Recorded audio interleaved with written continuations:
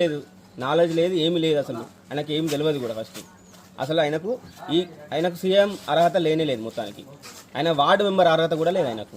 ఎందుకంటే ఆయనకు తెలియదు ఏమి. ఫస్ట్ కేసీఆర్కు ఉన్నంత విజన్, కేసీఆర్కు ఉన్నంత తెలివితేటలు ఏ రాష్ట్ర సీఎం కూడా లేవు.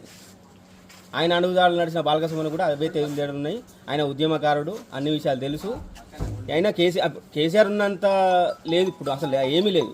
పెన్షన్ ఇప్పుడు పోయిన గవర్నమెంట్ పెన్షన్ హామీ ఇచ్చింది 4,000 ఇస్తానని, మహిళలకు 2,500 ఇస్తానని చెప్పింది, అది కూడా లేదు. అవే కేసీఆర్ 200 ఉన్న పెన్షన్ని 2,000 చేసిండు. ఇప్పుడు 4,000 కూడా చేసేటోడు. కాకపోతే ప్రజలు నమ్మిన్లు ఈసారి చూద్దామన్నట్టుగా. కాకపోతే కేసీఆర్ ఏం చేయలేదు కాబట్టి మేము ఓట్లు వేయలేము, ఆ విషయం కాదు. అసలు చూద్దాం, ఈడిచ్చిన అడ్డగోలు హామీలకు చూద్దాం అన్నట్టుగానే ప్రజలు భావించి ఓటేసింది అంతే. ఇదే తప్పైంది అలా ప్రజలది. లేకుంటే ఇప్పుడు మంచిగా హ్యాపీగా ఉండేది అంతా మన తెలంగాణ.